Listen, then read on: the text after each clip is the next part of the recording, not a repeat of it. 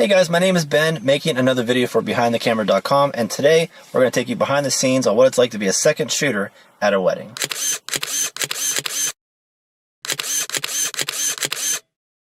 Okay guys, welcome to the channel. So today you're going to go behind the scenes on a real wedding day and what it's like to be a second shooter. My name is Ben, this is Ed. It's actually Ed's wedding today. My wedding actually canceled today, so I get to be a second shooter. I've only been a second shooter at 2 weddings in my career.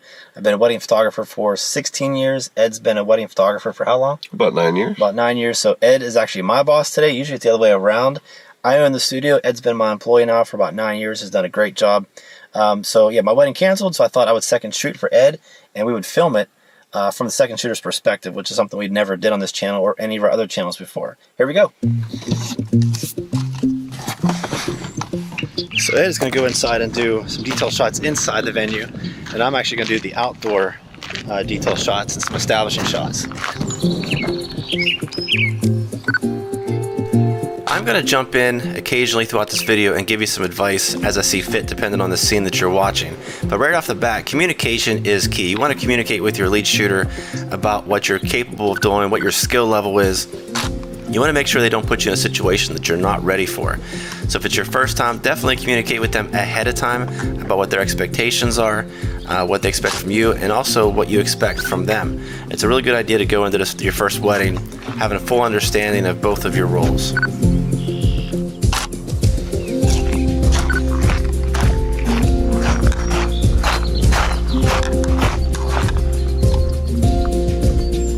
Communication throughout the day is also extremely important. You want to know where your lead shooter is, and you want your lead shooter to have a good idea of where you are.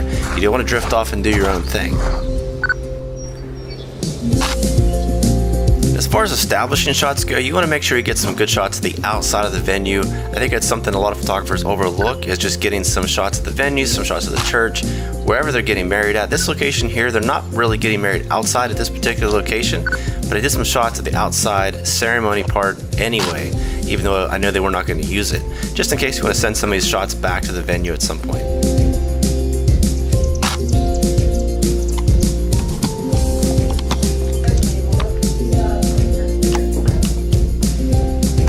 We are now with the ladies, where the girls are getting ready at. Now Ed has already shot a lot of these detail shots. I'm just grabbing a few extras. I would have done more if Ed had not already shot the detail shots.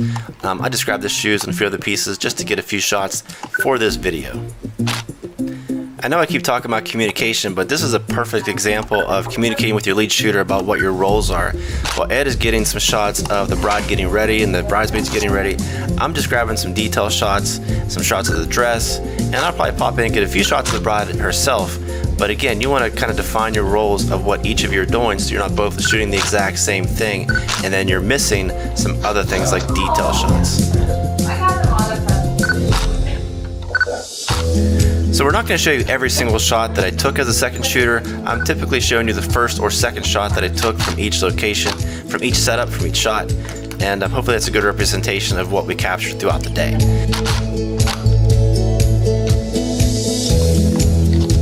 Awesome!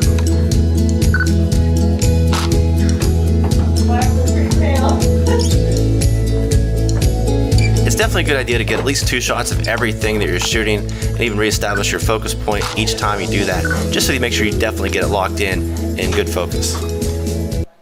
So right now we're just waiting for the bride to finish getting ready, wait for the guys to get here.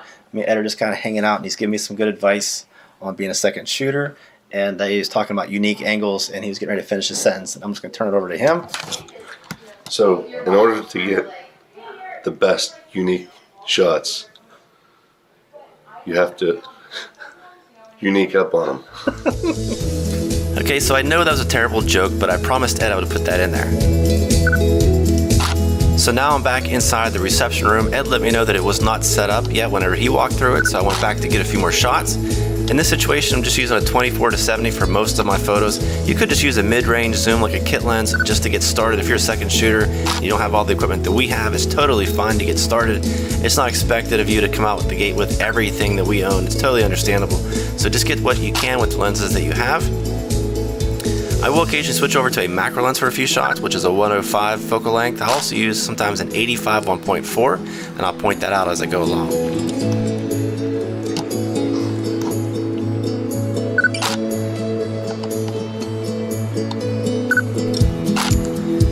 So I am still using just my 24-70, zoomed in, zoomed out to get a lot of these detail shots. It's fast, it's efficient. It works really well for the way that I like to shoot.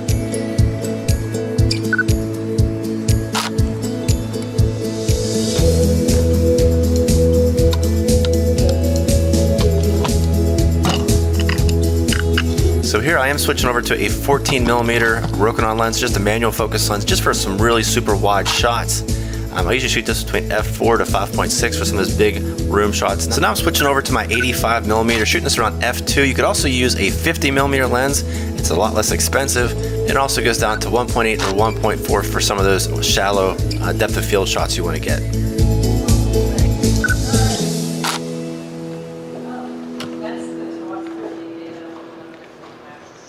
Okay, so I just want to show you what I'm using today as a second shooter. Normally I'm a lead shooter and usually I use 2 cameras, but today as a second shooter I'm just going to use 1 camera body. So I'm shooting with a Nikon D750. The other camera is actually in the car in case I need it. It's pretty close by. It's actually just right outside. On the camera at the moment I have a 24-70. I also have a Nikon SB910 speedlight. I have an extra flash in case something happens to that one. I also have a macro 105. I have a 85 1.4. And I got a fisheye lens for some fun pictures at the reception. And then for some wide shots of like the ceremony in the church area, I have a 14mm manual focus Rokinon lens. And that's pretty much my entire kit as a second shooter. Now if I was lead shooting, I also have a 7200. I would bring that out, but it's in the car at the moment. Don't really need that today. Ed's carrying that, so kind of a minimal kit for the day as a second shooter. Tail shots first. Don't put your hands on your tie like you're tying your tie right there. You don't have to smile or anything, it's just your hands. There we go. Good. You got cufflinks on? No. Nope. Just go ahead and button your top button on your vest. Get your hands. There we go. Perfect. Okay, I'm going to change my lens. Just stand just like that. Give me a good smile right there. Hold that. Perfect. Make one small change. One more. Here we go again. Looking good. Perfect. Buddy, one more. Point your toes towards the car this way. Head right back towards me again. Hold that right there. Have a good smile. Perfect. One more like that. Good. I am going to. There you go. Another good smile right there. Wish I was a little taller. There we go. One more shot. Here we go again. Good deal. Looking good. That's right. Another good smile. Perfect. Here we go again. That's one more shot right here. Hold that. Perfect. Good deal. One more. Here we go again. Perfect. Awesome. So guys, one at a time, we're going to take pictures of Kelson here, but I'm going to do both for the best men first. He's the better best man. But he's the better. I might be the favorite, but the better. Let's wait just a little bit here. Guys, put your hands in your pockets, just relax, get a little closer together. Looking good. Perfect, guys. Give me a good smile right there. Perfect. Here we go again. Okay, so one at a time, buddy. Step aside over here. Just now get a little closer this time. You can put your arms around each other, but keep it kind of low. These are kind of casual at this point. That's it, guys. Perfect. Look right here at me. Give me a good smile again. Perfect. Good. Next. Switch places with this guy. Your second favorite best man. That's it, guys. Here we go. Good. Perfect. One more shot like that. Okay, we got one more guy here. Come on here. Switch places with this guy. Tag it. You're good. That's it. Perfect, guys. Here we go again. Okay.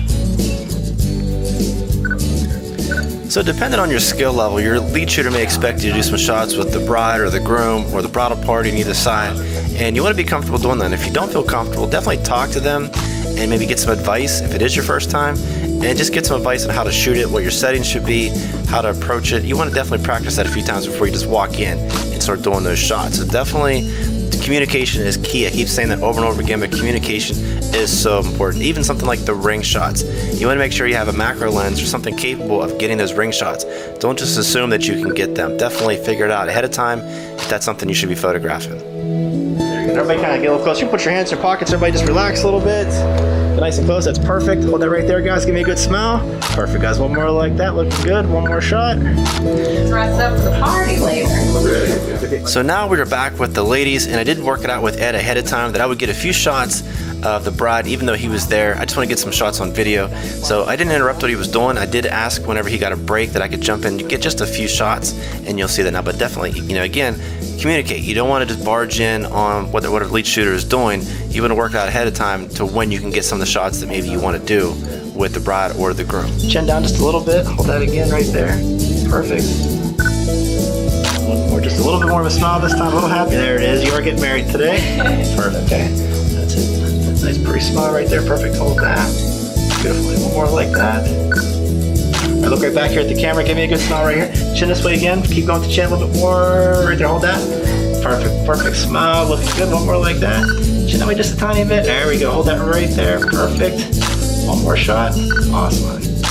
For most of my broad shots, I do use an 85mm, and I usually shoot it around f2. It's the same lens I shot with the groom, and now we're at the ceremony location. We're gonna do some establishing shots outside, mainly focus on the sign first with some kind of name of the venue, and I'm gonna shoot that around f2.8 to around f4, and then I'm gonna do an establishing shot of the entire building, usually around f8, and then I'll jump inside and also use my 24-70 again, and get some wide shots of the whole church, usually around f4, and then I'll jump to my Rokinon lens, which is a 14mm lens, super wide, and it's actually not a very expensive lens for what it does, and it's lightweight, and I usually shoot this around f4 to 5.6, depending on what I'm trying to get. There is a lady in the shot. We'll have to clone that out later on. Did not see her walk in the shot, but there she is. So you just want to get some shots around the church. You never know what's important to them, so get as much as you can. The ceremony is about to begin. This is a really good time to talk to your lead shooter about what and what they want you to capture and where they want you to be. You want to make sure you're both not shooting the exact same thing. There's a reason why you have two photographers there. So one photographer can capture one thing and the other can capture the other thing. So in this case, Ed is actually going to be using a longer lens, a 70-200. So I'm only using a 24-70 for the most part. And he's going to be shooting near the front of the church as the bride's coming down the aisle, and I'm going to be getting some shots of the bride and her dad the last few moments before they actually walk down the aisle. So again, communication is key. I'm going to keep saying it. Definitely communicate with your lead shooter. Don't just drift off and do your own thing. Have a very clear plan of what both of you are doing so that you don't miss anything. There's a reason why there's two photographers there, so you can capture as much as possible.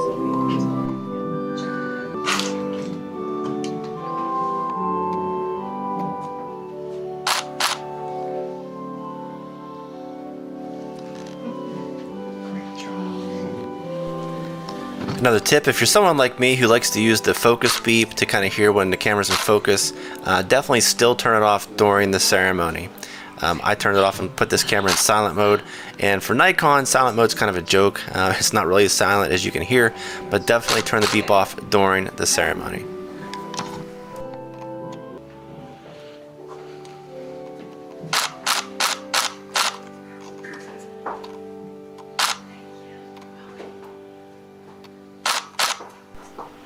One of my favorite shots a second shooter can get is a shot from behind while they're walking down the aisle, but you don't want to jump out right behind them as soon as they start heading down, because the lead shooter is going to get a few of those shots. So when you do jump out there, get down low so that you're out of the picture of the lead shooter. If you can see him, then he can see you. You definitely want to move.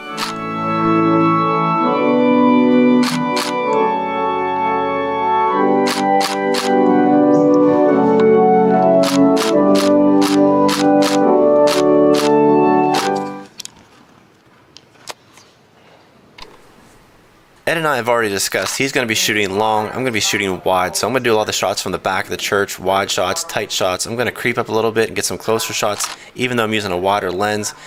But knowing he's going to get a lot of the close-up shots from the sides, from left to right, with his 70-200. I'm primarily just going to stick with my 24-70, occasionally switch into the 14mm for some extra wide shots, but we have a very clear plan of what he's doing and what I'm going to be doing. Then with the Holy Church, let us humbly pray to God our Father, through Christ our Lord, for this company. If the church or the venue has any kind of balcony or an elevated area where the second shooter could go, definitely jump up in there and get a few shots.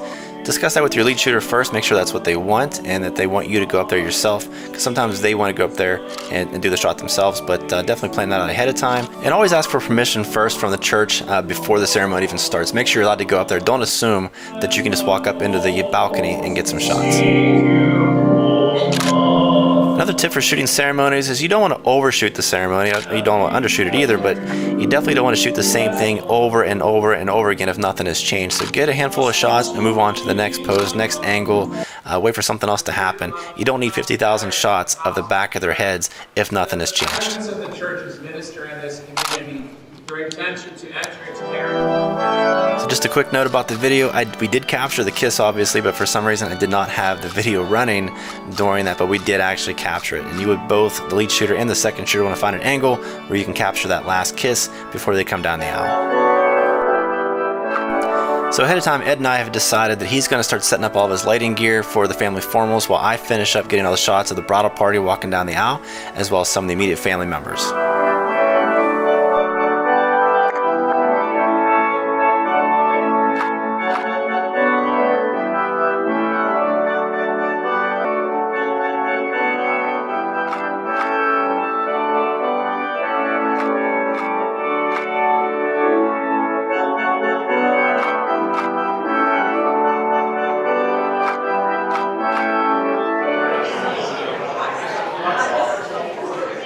At this point, the lead shooter is setting up to do the family formals, and as a second shooter, I'm going to do whatever he needs me to do. Sometimes lead shooters want you to help pose. Sometimes they just want you to kind of help look out for, things like crooked ties or like stray hair. In this case, Ed likes to go ahead and pose and shoot all by himself. So I'm actually going to shoot off to the side with like an 85mm and just grab some side shots. If this is what you're going to do, you want to make sure no one's looking at you. It's really easy for someone to think you're the photographer and that you're actually going to be taking their photo, and they may look at you, the second shooter, instead of the lead shooter. So if you see that, definitely point it out and make sure they're looking at the lead shooter. So you don't want any stray eyeballs looking at you if you're shooting from the side.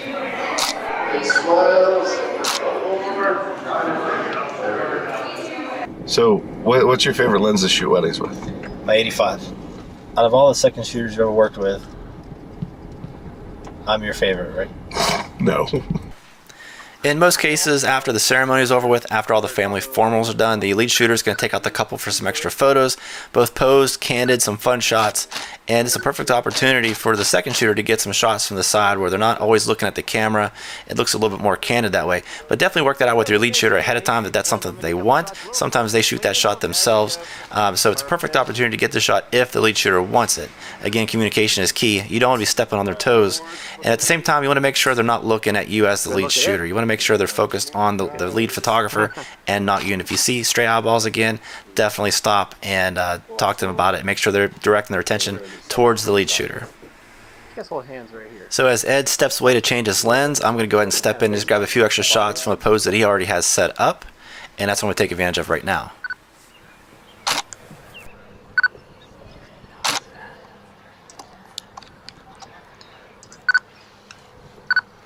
You guys going for a quick kiss?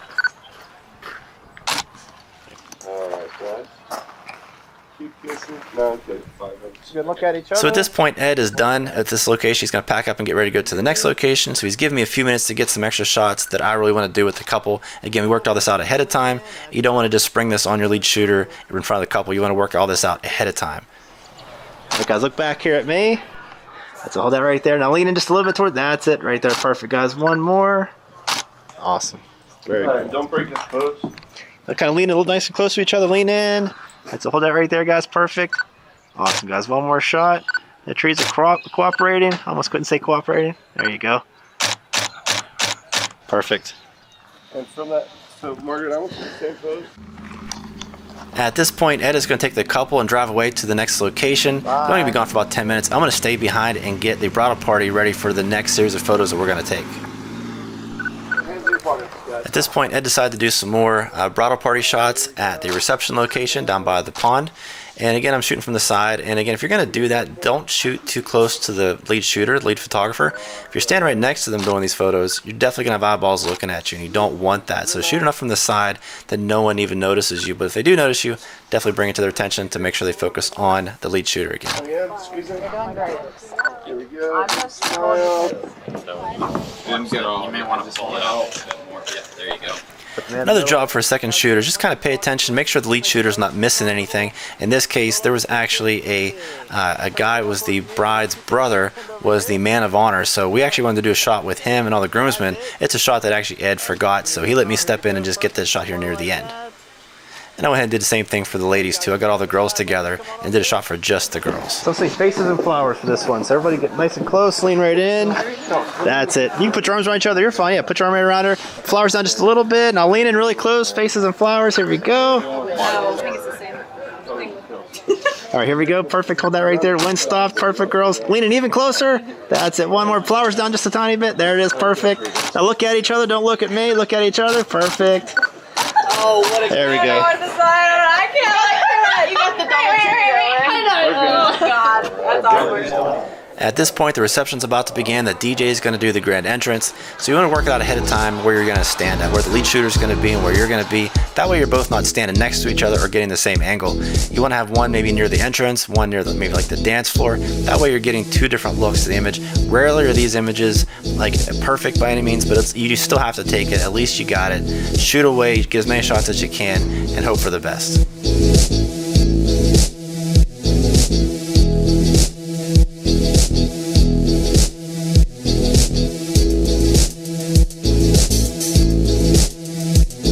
So we did shoot the entire bridal party coming in, but we're going to speed up past all that and get the bride and groom inside. Now when they come in, take as many pictures as you can. I shoot away, I get as many shots off as I possibly can, because you need a couple good ones, maybe for an album or something else they want to use it for, but you need to shoot a lot, and so just fire away. Keep shooting, don't stop until they stop.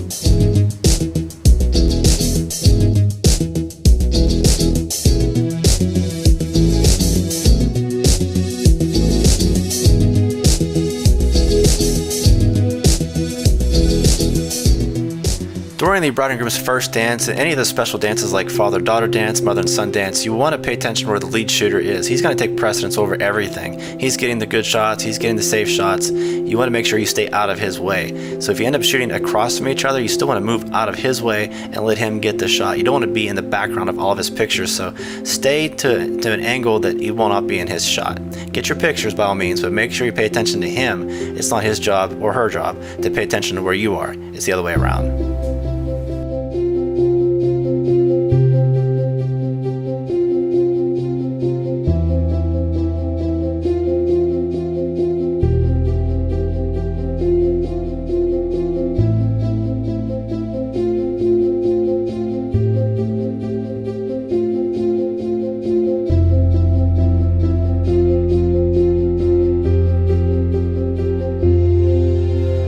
So you want a variety of shots from wide to tight, and I already know that Ed's shooting a lot of the closer shots. I'm supposed to shoot some of the wider shots. I'm still zooming in and getting a few shots when I see it. You don't want a million pictures of the back of their head, so definitely wait until they turn towards the camera, or at least one of them is facing the camera, so you can get a good shot of the expression on their face. We're first going to hear from Mark. Hello, everybody.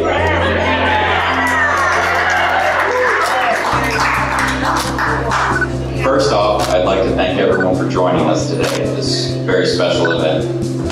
My name is Mark Fiorina, and I've known the bride for my entire life, and she is also too, but been able to share this day with you right by her side.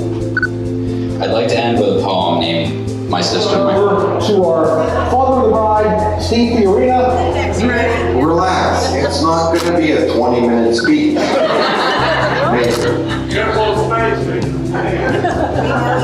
It has to be big so I can read it. Hi, I'm Steve, Margaret's father. So when it comes to cutting the cake, it can be kind of a tight squeeze to get both of you in there to get the good shot. So Ed, as the lead shooter, decided he's going to take the safe shot, the angle that he knows he can get a good picture. I'm going to go ahead and get a few shots from the side. Whatever I can grab, I'm just going to squeeze in there and get some extra pictures as best that I can. But I'm not going to get in his way.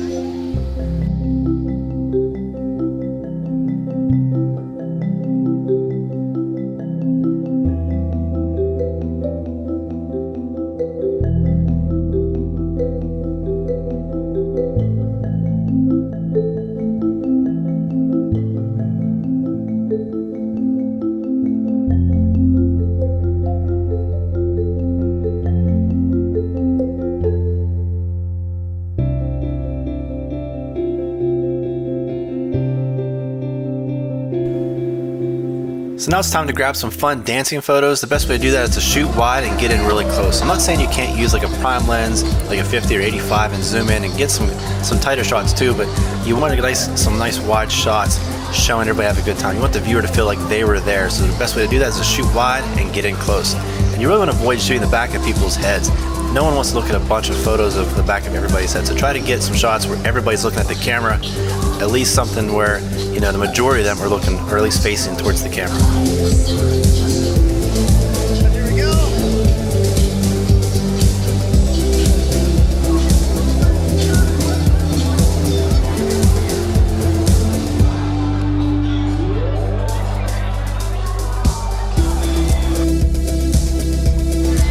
anytime there's a special dance like a first dance or father-daughter dance or mother and son dance, it's a perfect opportunity to practice your timing. You want to try to shoot for expressions, shoot for moments. If she's getting twirled around, you want to try to capture a moment where they're looking at each other or they're smiling, at least when they're facing the camera. If they're both the back of their heads or facing the camera, that's not going to be a good shot. So definitely try to time your shots to where you can get good photographs of them, at least, you know, facing towards the camera. Sometimes they even look at the camera like here, go and get the shot.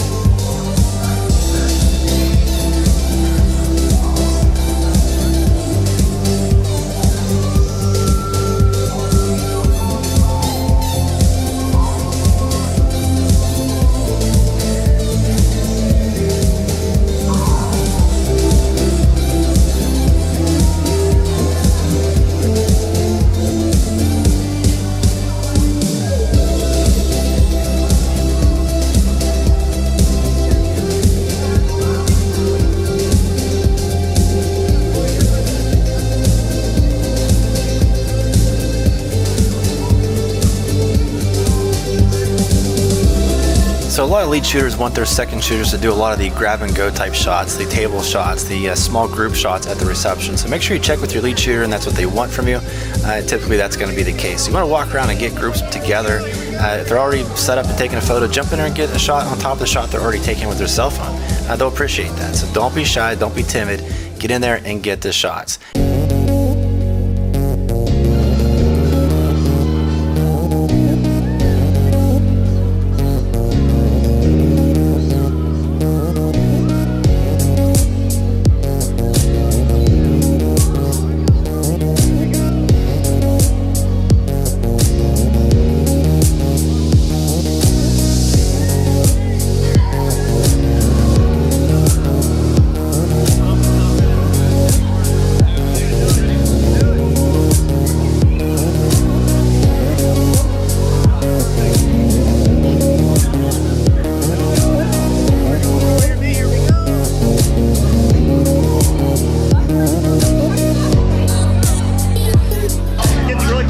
We're gonna do a selfie picture. So hold on to that. Good, hold on to it. But right here, right there, just like that. Look right here at this camera.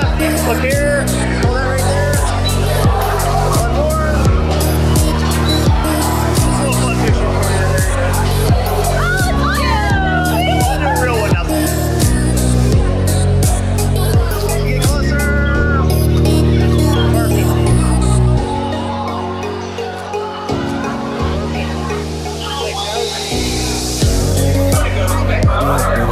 That's it, guys. Now everybody lean a little closer. Get closer, squeeze it. Here we go. One more. Look up here one more time. Perfect.